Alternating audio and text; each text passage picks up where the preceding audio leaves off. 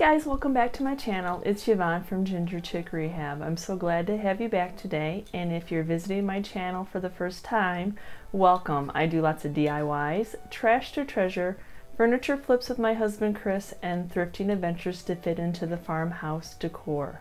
So today is Sunday Funday. This is going to be a fun playlist. On Sunday Funday, I have teamed up with Janie and Diane from Decor Easy.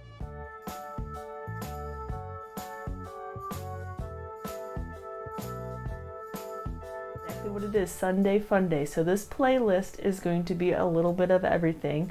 We left it open, so if anybody wanted to do a DIY, a farmhouse, a boho, a trash to treasure, a furniture flip, I mean, they could do whatever they wanted, and just what a nice way to spend Sunday. Just pop on the playlist and enjoy some creators doing their thing. I hope that you enjoy this playlist, and we are going to be doing this monthly at the last Sunday of the month. So my video today is going to be my thrift store makeovers. So I thought this would be fun to add to the Sunday Funday, that it is one of my most viewed videos that I put out there. I thought this was a great way to kick off the Sunday Funday collab. So we'll start off with this video with, we had a great gift given to us.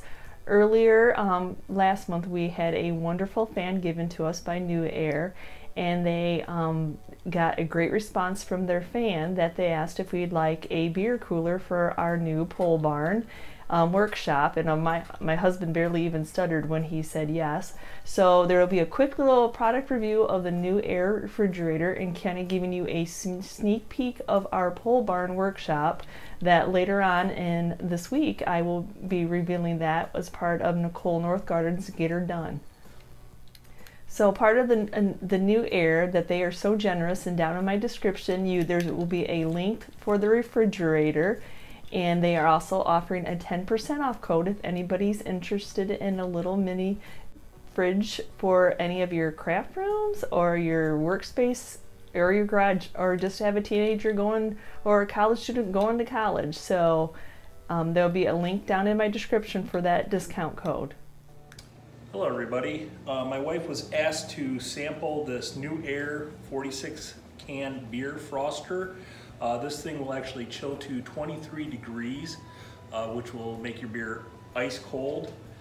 It also has a 30-day hassle-free return policy and a 1-year warranty. Let's unbox it and see what we have. All right, so putting this together was really kind of easy. Basically, all I had to do was take it out of the box. It's got a simple 110 plug-in. We will plug it in now. And the LED readout on the front allows you to set for whatever temperature you want. So after you plug it in, you can see that the LED readout is reading for 34 degrees. But like I said, it will go down to,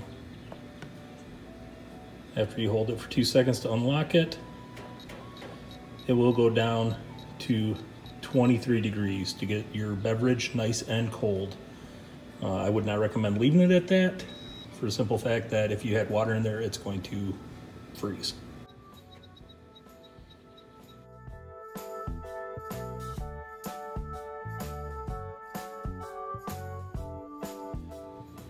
So as you can see, we had just finished the outside of this pole barn, and my wife was asked on an email from NewAir if we would like to try this NewAir beer froster. And she shot me a text on it, and I said, yes, please. So with the movable shelves, you can actually put glass bottles in there also, as well as cans. Those cans are actually 4 deep and they go 5 wide. And then you've got bottles of water and other beverages down below. All right, with that being said, I would like to thank NewAir for sending us another great product. This will get a lot of use out here, and it will keep me from running in and out of the house. Thank you. So when I start off with my items that I'm going to be upcycling and giving makeover, I kind of separate them out on the tables of how I'm going to be doing them, just to get a general idea of my game plan. So here's some of the items that I know I'm going to be reconditioning. And then here's some of the items that I think at the moment I am going to be leaving black. But, you know, as you paint them, sometimes it changes. And then here are some of the items I know that are definitely getting spray painted. So I separate them out kind of by that also, not only what color I'm doing or how I'm reconditioning, but if I'm spray painting them. And then for the wood items, I separate them out what I think that are going to have the finishing coat of white, and then I kind of assess what I think needs to be sanded down, if there's words that need to be sanded off or smoothness needed to be achieved. So that's kind of how I also separate them out. So I start right off by removing any tags, not only the price tags, but any tags, any label tags, unless it's a number, you know, that it's a numbered item, that's a little bit different, but, you know, nothing says a flipped item like leaving a tag on it. And then I go through and remove anything unwanted, like these ribbons or these dried flowers. And then I go through and remove any hardware. I just think you get a better paint job if you paint that hardware separately, or if you're going to keep it or not. So now I go through at this point and I take off any lettering, any painting, anything that might leave bumps and you'd see it through the paint, and make everything smooth. And the nice thing about getting your hands on items like this when you're doing all this prep work is that I never noticed that somebody had taped this box, you know, so I didn't notice that it was broken. So I'm just using some CA glue, and that will be, and it has a dryer so it dries automatically. And then it is sandable, and so I can get all those bumps, and now this is a permanent fix for this little box. And I thought I would take this little piece of wood off. I sell these ceiling tiles, these tins just as is, so I'm just going to sand that flush and just paint her up. Now for these little cedar boxes, I don't want to paint the inside. I want to keep them original, so I'm just going to put tape off. I'm not going to try to gingerly paint. It's just easier to tape both sides of the top and the bottom of these little cedar. And I don't know if it makes you sad that I'm painting these or not. I know they're little keepsakes, but I can tell you I see them almost every time I'm thrifting, so I thought I'm going to try to paint a couple of these because I never have. So for these items, I know that I'm just going to use some staining on. This little pig was super cute, but it was definitely just rough. So I'm just taking the sander and I'm getting it nice and smooth. Now some of these rolling pins were a little rough as well. It's almost like they used them as a hammer. So I thought, while I had the rotary sander out, I would try to make them nice and smooth using the rotary sander. And I have to say it did actually work out perfectly fine. I didn't have to use my elbow grease of sanding by hand, so this worked out perfect. So for this bowl, I did not realize how bad of shape it was when I had thrifted it. So I'm just trying to hand sand it and trying to get that, I don't know if it's the finish or what it is that is left really raw and unevenness. So I'm just going to try to hand sand this. So after I sanded this cute little pig, I'm going to be using some of this Durham water putty. When I thrifted it, I knew that I could use this product to fill in those pencil holes, and I'm super excited. This is just a game changer for us thrifters. So just a little bit of the powder, a little bit of water, and then you just keep mixing powder until you get it the consistency you want, and you can put it in those little holes and let it dry, and it is sandable. So on these little mirror shelves, I don't know if the person donated them because the shelves were loose or they were just tired of this decor, but this was a simple fix. All it needed was the screws tightened and that shelf is nice and secure now. And the other one was loose as well, but I just needed to stick a couple of these brad staples in, and that tightened it right up too. When I was sanding this bowl, I realized that every single one of these little foot pegs were not even attached anymore. So I'm just using a little bit of that CA glue that I used earlier. Yes, I could use Tite Bond, but that takes a lot longer to dry, and I wanted to get started painting, so the CA glue with this dryer dries instantly. And here's what that little piggy looked like, all nice and smooth and sanded up. Now we're to the final pre-prep. Just cleaning every item with a crud cutter. Even though you sanded it, it still needs to be completely clean and oil-free. So now that I've de-stickered, I've sanded, I've taken any embellishments off, I've taken any hardware off, I've kind of obsessed, got my hands on these products, I kind of know what I really want to do. Yes, you see I've gotten things taped off, and now we're ready to paint. So I'm going to start off with my paint and primer by Rust-Oleum in flat black, and I'm going to give every item, the metal items and some resin items, because resin, for the resin items, you know, that they don't absorb in like wood, so I find that the spray paint sticks to them better. And remember, you know, this is a spray paint, and especially in hot and humid, make sure that you have good air circulation and a proper mask for ventilation. So I'm starting off with my undercoat of the ready-to-use black onyx flat that I get at Walmart. And I get asked a lot of questions why I start with black, but I like to see those 3 different colors when I am distressing a piece. So that is one of the reasons so my overcoat is usually always white, but I like to see a little bit of the wood, a little bit of the black. For me, it's just pleasing to my eye. So now I've got everything with its undercoat, the things that needed spray painted and the things that needed hand painted, and now I just have to wait for it to dry. And luckily in the summer, it dries fast. So while that is drying, it's a good time to work on these rolling pins. Yes, I don't just resell them. I clean them up. I get them reconditioned with some linseed oil, and I freshen up some that look plain. So I start off with just cleaning the rolling pins, just getting a sink full of Dawn dish soap and some hot water and just wiping them down. And yes, a lot of times they still have cookie crumbs on them. So for these 2, they are pretty new, so I'm going to be painting the handles on them black, and I'm just using that ready-to-use paint that I used out in the garage and just giving them a couple coats. Actually, it really only takes 1 because they are pretty dry and the paint soaks right in. So to give these little rolling pins a drink, I'm using some linseed oil. It's a food safe, and there are other food safe oils out there, but this is the one that I have on hand and I use for cutting boards also. So all you do is just wipe it on and let it soak in, and if these have been cleaned over time, they're very thirsty.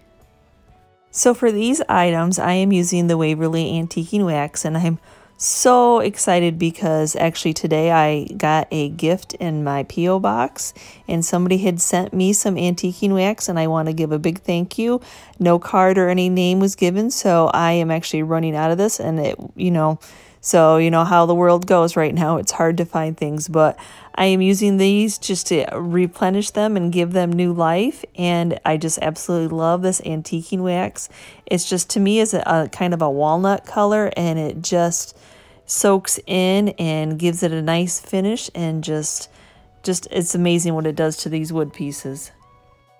Now for these metal pieces that I'm going to be leaving black, I'm going to be spraying with some matte polyacrylic. This just seals in that Rust-Oleum paint, and since this is their final coat, I just like to make sure that that paint is good and sealed, and it just gives it a nice finish. So now I'm on to painting my Kills Paint and Primer All-in-One in flat white. So one of the questions in my comments I get all the time is, why do I paint things undercoat with black?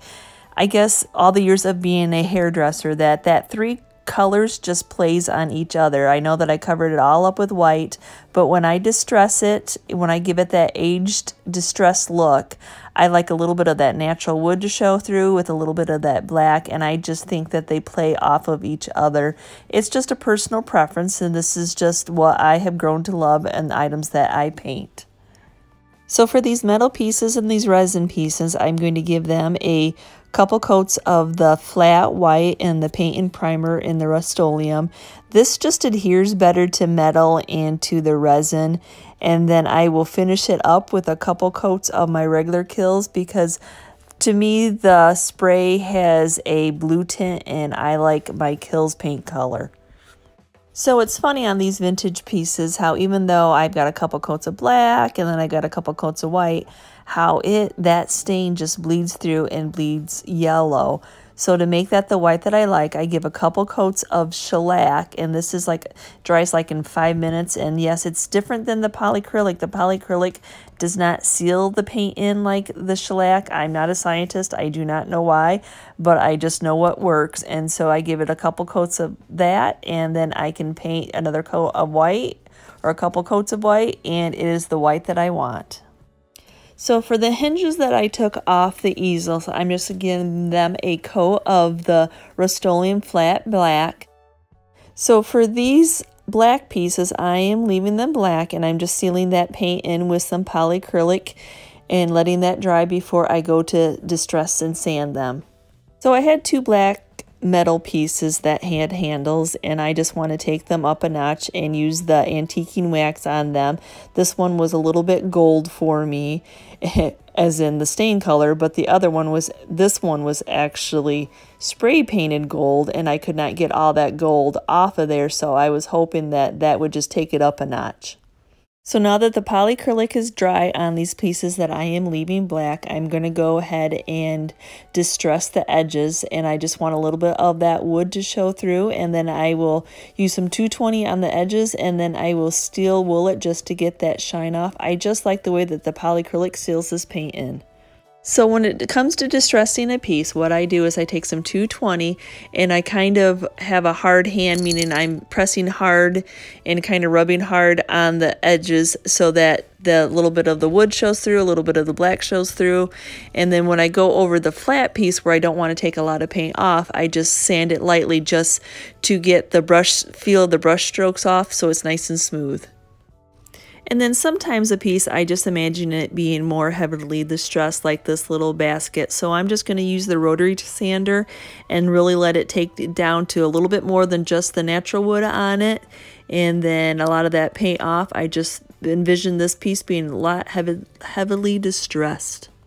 So some of these little boxes that I painted black, I did not use the polyacrylic on it. I did not.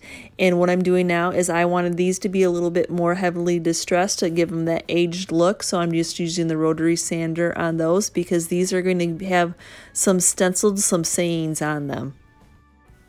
So one of my favorite things about doing these metal pieces, especially like this little tile, oh my gosh, once you start to sand it with that 220, it just pops so fast, and just that distressing, I just love how it automatically brings all the details. I could do metal pieces all day long like this.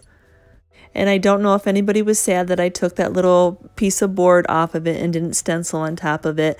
But I can tell you, these ceiling tiles, as soon as I put something like this in my booth, they are gone.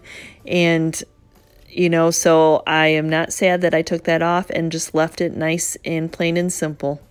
So to seal in and protect this paint, even though it's a Kills paint and primer and you don't have to do this step, I prefer to use the finishing wax. I just like to protect, especially since it's white paint, and I just like the way that it leaves the item so silky smooth, especially since we took the time to sand it, and it smells nice. I know that's a weird thing to say, but it does. It smells nice. So in case you thought I was done with that polyacrylic that I sprayed on these pieces, nope. I just absolutely love this antiquing wax, and I had done some signs, and I absolutely love taking the antiquing wax and hitting that. I know it's a little bit on the primitive side, but I kind of think primitive and farmhouse goes together. So I absolutely love what this antiquing wax does over this black. So then after I get everything all waxed up, I remove any of my tape, and I just use my Norwex cloth. I absolutely love these for cleaning mirrors and glass, so just use the environmental cloth wet and then use the window cloth, and this is as simple as that. So now I go to my silhouette, and I have already done these calendars before. So on the silhouette, you're able to save your image in your downloads. So I already had done a set like this before, so I already had the size all saved and all the months all saved. So that is a nice step and a time saver. For those two little nesting boxes, I just thought this Humble and Kind would be a perfect fit since it already had some bees on it to begin with. And then for the little box, I'm just doing this Feed and Seed Co. and with a little greenery in it.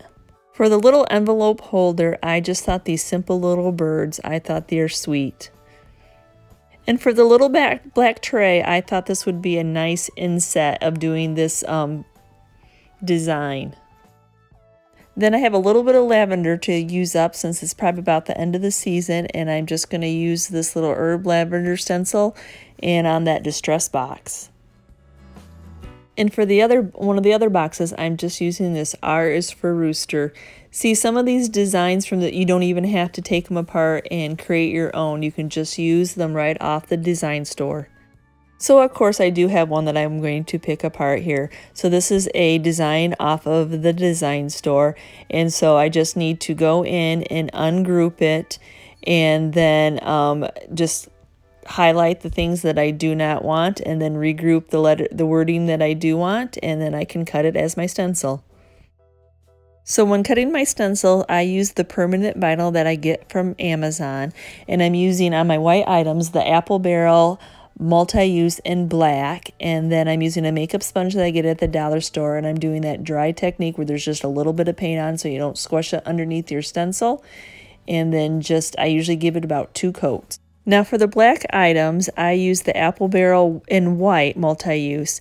And now to finish them off and give them that aged look, I'm using the antiquing wax. So here you can see how bright white that stencil color is. And then when I go over the antiquing wax, it just gives it that aged look.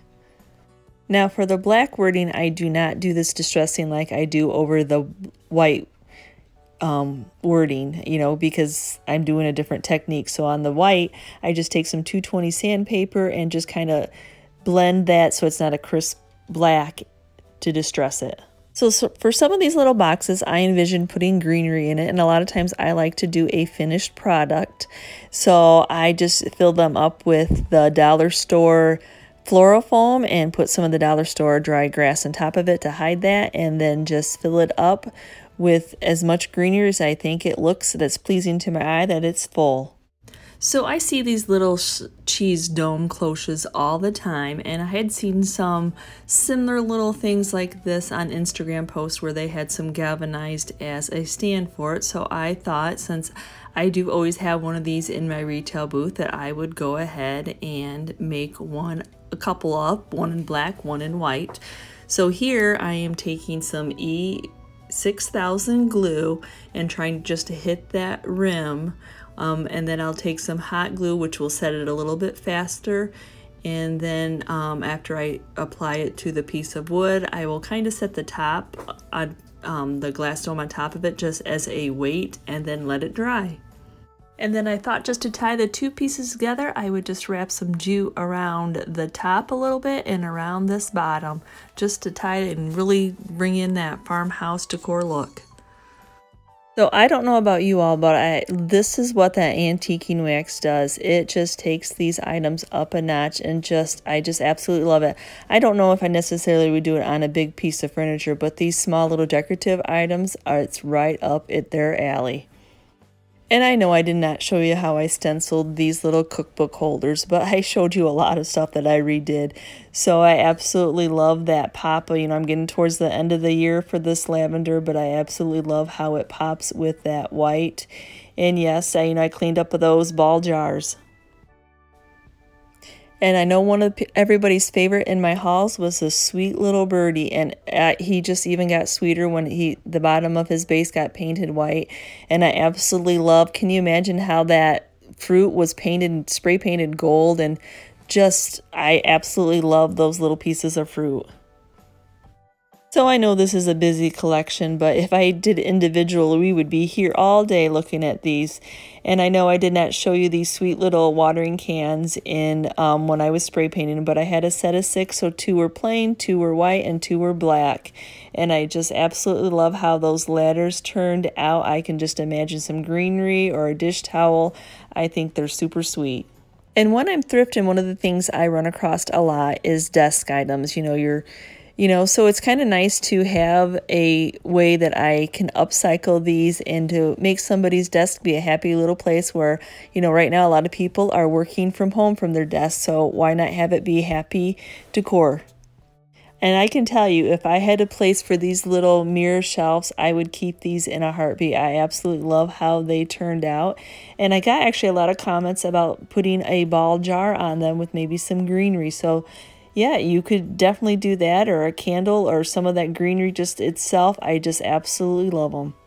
And when I thrifted this window, I really thought I was going to keep that frame black, but I didn't think that black frame did anything for this decoration on this window. So I'm glad that I painted it white and distressed it, and I absolutely love how vintage and old it looks. And I've actually sold out of all my black candlesticks, so I was happy to run across a couple other candlesticks that I could paint black. And this tray that I left those silver handles on was a Pier 1, and I absolutely love it in black, and that detailing just made it pop. It just looks like an elegant tray. And I am surprised as you are that that spray painted gold teapot, I just absolutely love how this turned out. I love that I was able to cover up that gold on the handle, and that hunter green wire basket, I just changed that too.